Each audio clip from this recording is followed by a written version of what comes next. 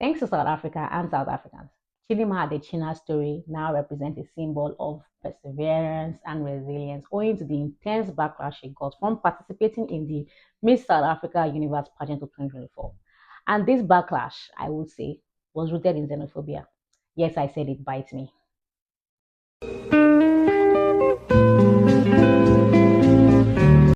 Hi everyone, welcome back to my channel. It's Banter with Oyi, and today we'll be talking about the beef between South Africa and Nigeria, or maybe South Africa and some African countries. Hmm. The beef between South Africa and African countries, with the exception of North Africa. That's a better way to put it. I saw a South African influencer talking about how, I probably will look for the clip. If I don't find it, sorry, but there was someone talking about how it's always South Africans starting something, and then Nigerians are the ones that are just reacting. And it's largely true. Nigerians are just always reacting to some shenanigans that South Africans have started. At least on social media. At least that's what it seems like on social media. Let's put it that way. So on social media, it seems like South Africans start something with Nigerians or some African countries, and then everybody else responds to it. So, but South Africans just being crazy. Are they just being xenophobic for no reason? Is there a reason why they are being xenophobic? So that's what I want us to talk about today. Like, let's look at it. Why are they really, really xenophobic? Like, what's the problem? Like, there has to be something that led to this. To understand what happened, we need to go back to the beginning, which is the apartheid era in South Africa. Nigeria was a strong supporter of the anti-apartheid movement. They were against the apartheid government at the time, and Nigeria did support South Africa politically, financially during that era. And South Africa considered Nigeria as an ally in the struggle and as a brother. So that supported the Pan Africanism um, thing that everybody had going on at that time. Now, how did all of that change? How did we go from supporting South Africa in that era to, being at each other's throats in 2024? Where did we go wrong? How did we get it wrong? Post apartheid 1994, South Africa has now become an economic regional powerhouse, attracting migrants from across Africa. And these migrants include Nigerians looking for greener pastures.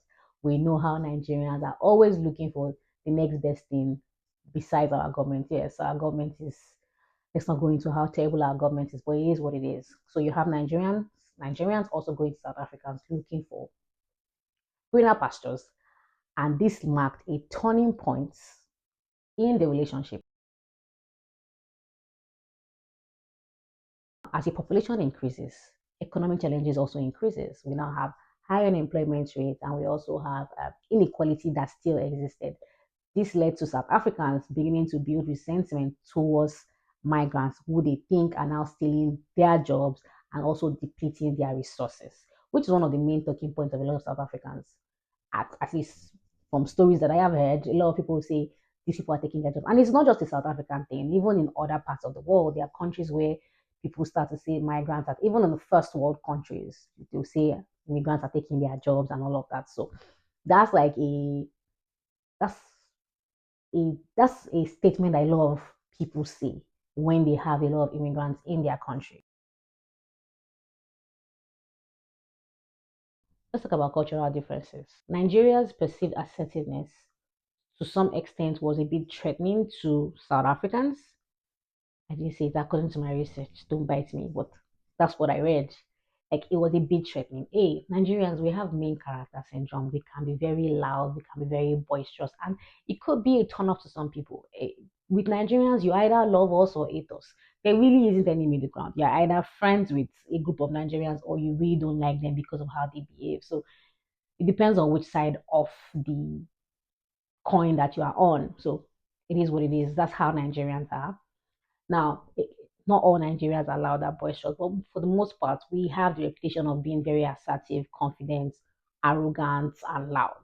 So this also strained the relationship between South Africans and Nigerians. I don't understand how some Nigerians, you leave your country and you now go and be showing off to some other people in their own country. Like, you say, calm down, like, be calm, just relax.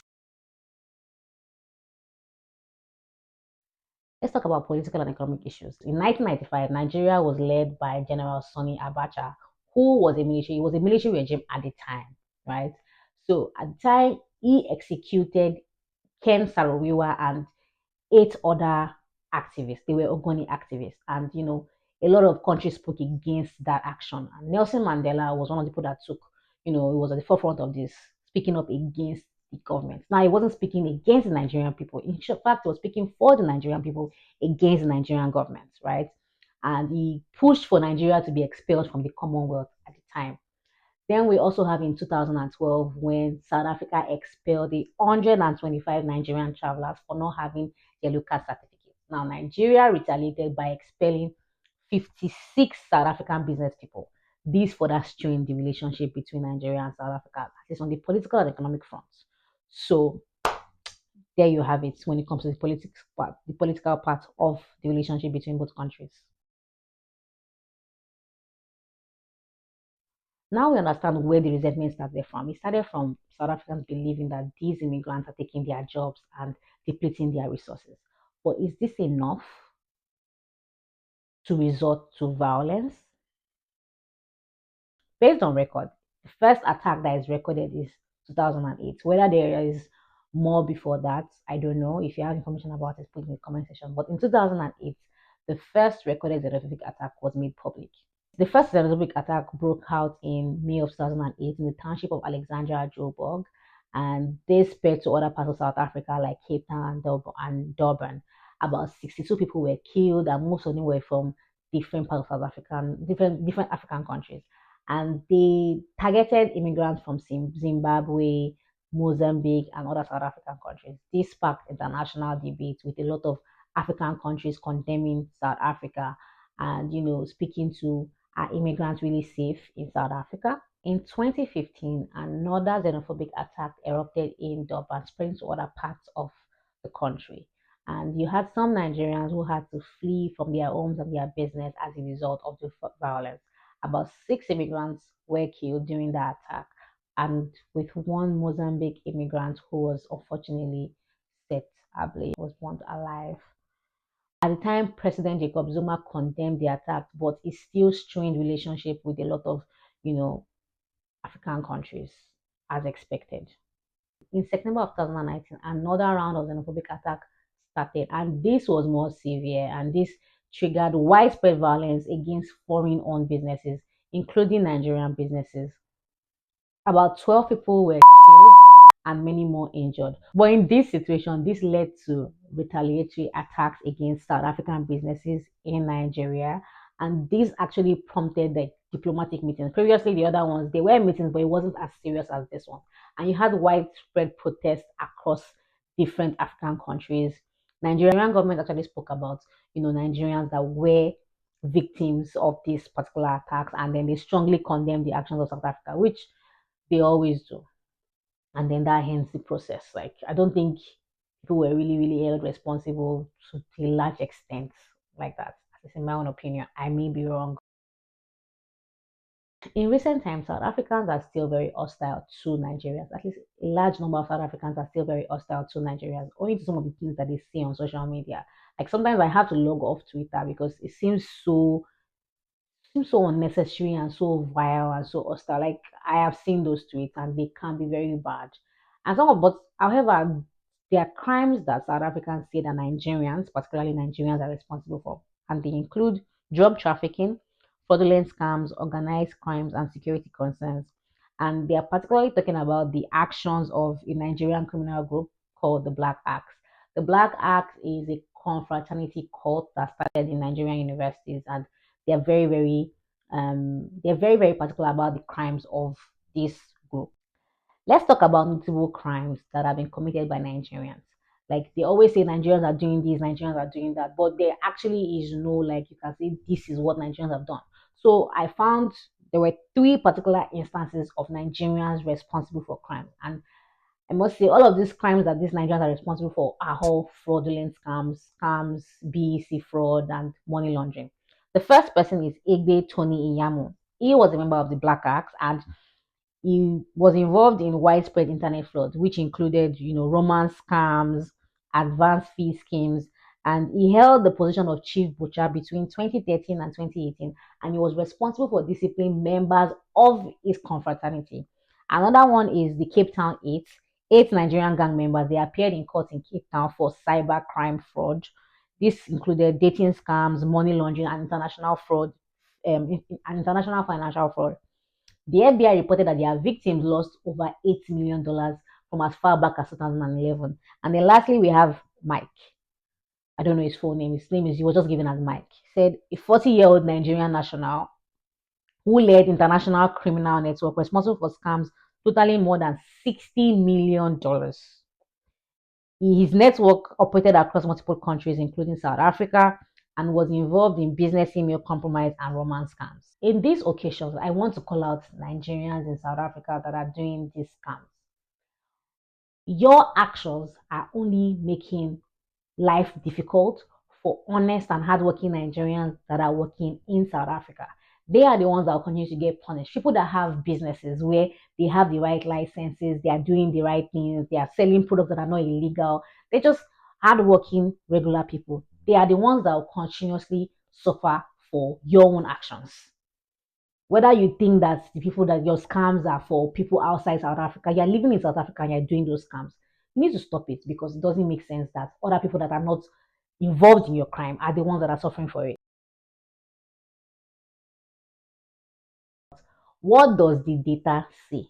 Like, I've spoken about these three people. At least they are not the only ones in South Africa. So there must be more that there should be more Nigerians that are involved in these things. So let's look at the data.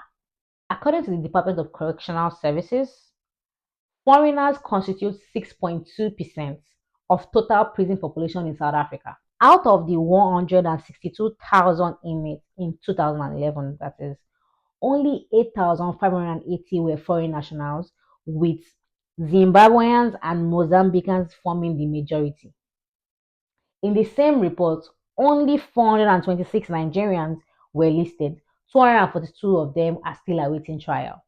The 2017 United Nations data on migrants in South Africa shows that Nigerians constitute the 20th largest group of migrants, with a population of 27,326. This is significantly smaller than other African nationalities, such as Zimbabweans, who are 649,000, Mozambicans, which are 381,000, and Lesothans, which are also over 300,000. My question is, if we are the smallest group if we are the 20th amongst the list of nations in South Africa, why do they have so much hate towards Nigerians? Why is the fire and vim for Nigerians? What did we do? Okay, okay, I know. What's that thing? Our loudness. We're very loud and very boisterous. So I guess even though we are like the smallest, we are the loudest. So it is what it is. Now, recent data from the South African Police Service indicates that South African nationals account for majority of suspected arrests for serious offenses.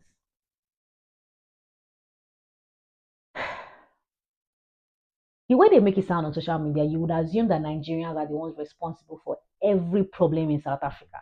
Like all the crimes in South Africa is committed by Nigerians or some African country, or some every other African country aside from South Africa. Honestly, that's how you sound on social media.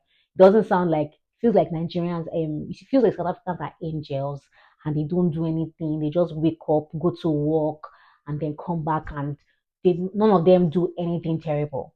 According to SAPS, it indicates that South African nationals account for majority of the suspected arrests of serious offenses, and specifically 77% of the accused are South African citizens. It is what it is. According to a research in 2003 by a lady called Nala Varji, she found out that Nigerians are 2 or 3 more times likely to be victims of assault, robbery, murder than any other nationality in South Africa. We are the victims and we are the perpetrators. Interesting.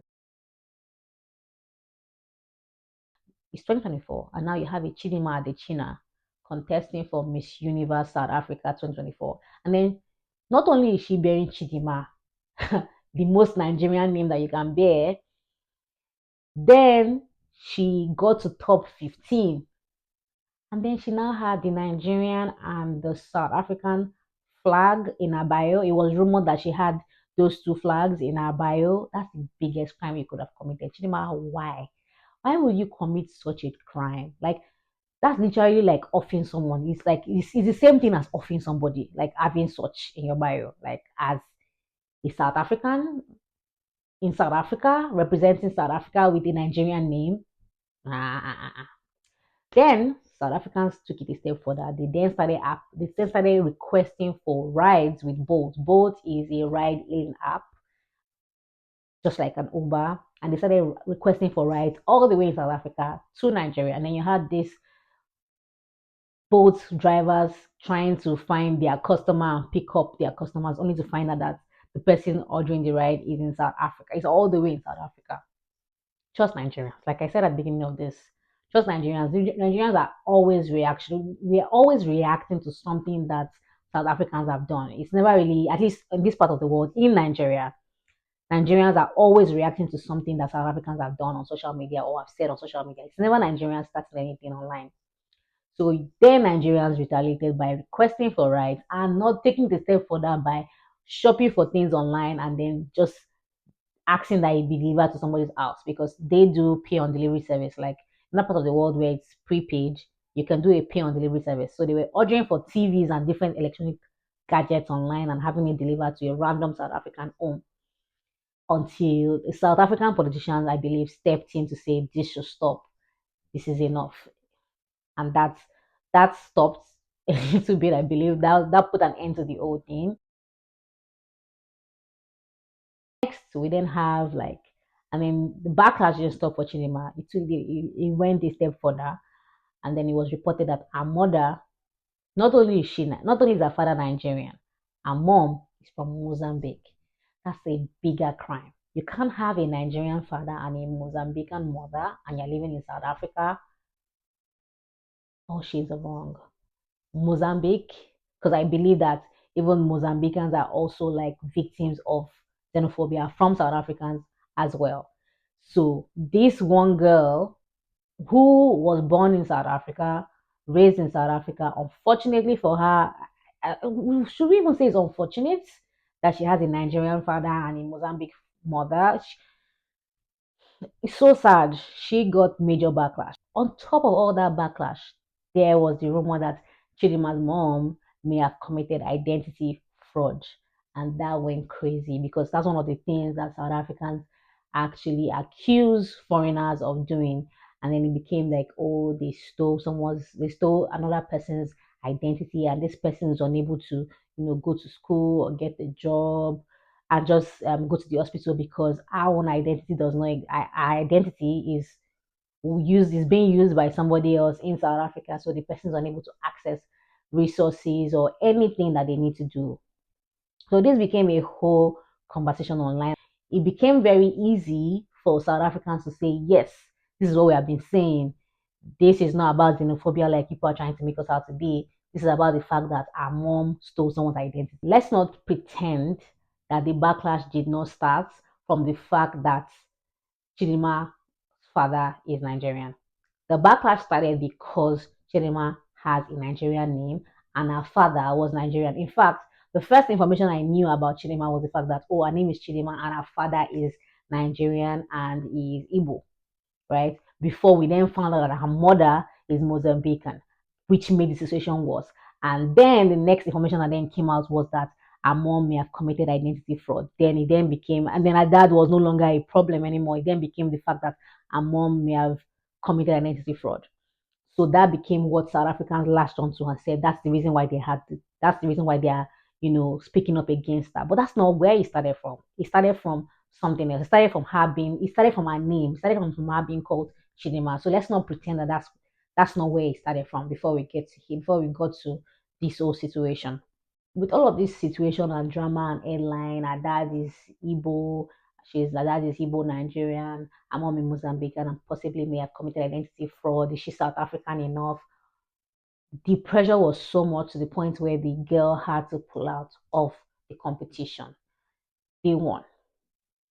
Like they were happy about the fact that she pulled out, in all honesty. And people South Africans started pushing for her mom to be arrested, for her mom to be investigated to find out whether or not her mom did truly like steal somebody else's identity.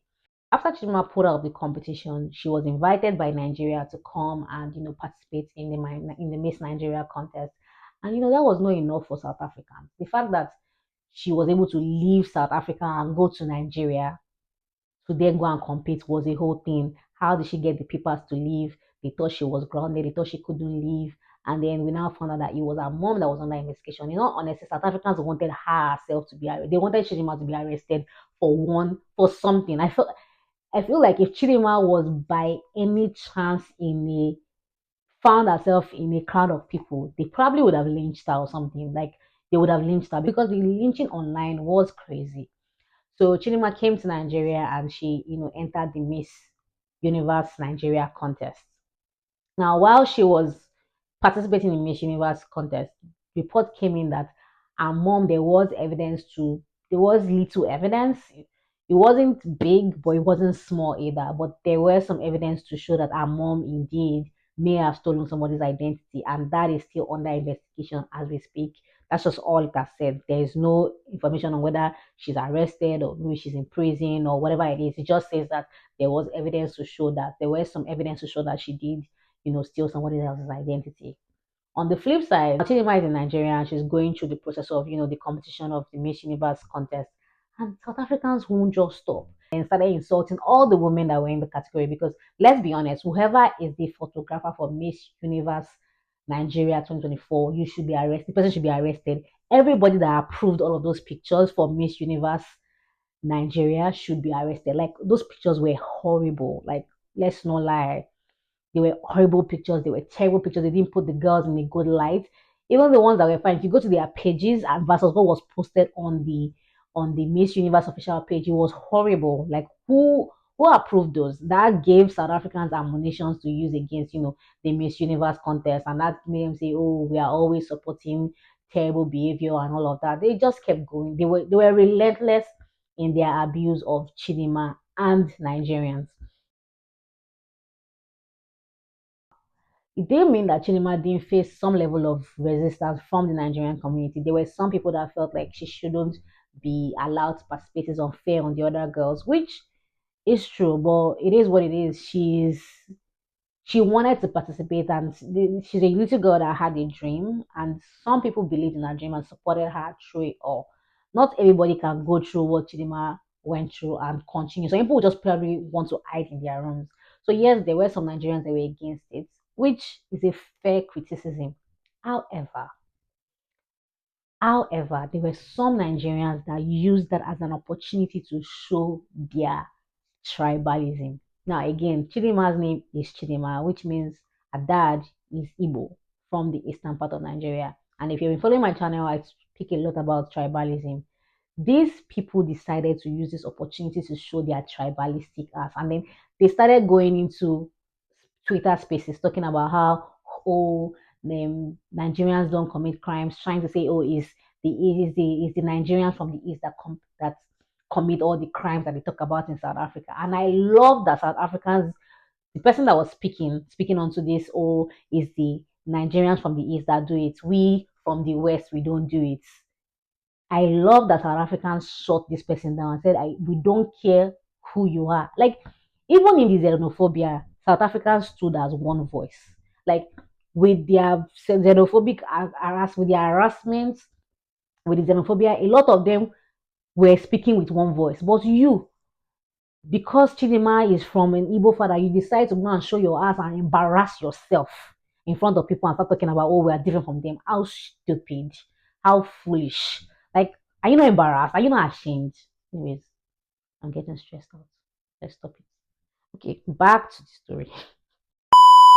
Chidinma, at the end of the story, was a beautiful. It felt like a movie for Chidinma because she went ahead and she won Miss Universe Nigeria and then went on to the Miss Universe pageant where she was the first runner up.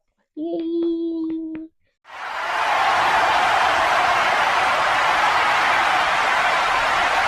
She is Miss Oceania and Miss Africa. So she won. At the end of the day, Chidima won. Chidima has said that she no longer wants to participate in any pageantry and she's no longer interested in that world. I do not blame you, girl. I don't blame you. Like, if it was me, I don't know if I would have the strength to go through the amount of backlash that she went through. So, yay, support you. In Chidima's incident is a microcosm of a larger issue that we have discussed so far. What this tells you is that the perception that South Africans have of other immigrants, Nigerians, Mozambicans, and everybody, it's not real. They perceive that these people are like, oh, committing crime, committing this, or doing a lot of crime and all of that. But the reality is they have built up resentment over the years, passed down from their fathers, with the impression that immigrants are taking their jobs, depleting their resources. That is the actual issue. There is that resentment, and they have taken their perception and painted it over reality, which is why we are where we are today, which is what's causing the hatred. And I hope that sometime in the future, South Africans, other countries can find a way to live or cohabit peacefully without all of this drama, all of this issue. It is years of, unfortunately, colonialism. It is years of brainwashing, and it is years of our government staying in their high places, stealing all the resources for themselves and their family. Because if you have a Nigerian government that treats their people well, they would not have Nigerians won't have any reason to go to South Africa and start looking for greener pastures anywhere. And if South African governments are like, oh, making sure that resources are going around to all their citizens, you will not have South Africans looking at other immigrants and saying they are stealing our jobs and all of that. So it just breaks down to breakdown of society due to the government. Thank you so much for watching this episode. And I would like to read your comments in the comment section about the situation. Please be respectful. And if you want to abuse me, I don't care. Anyways, thank you so much, and I'll see you next time. Bye.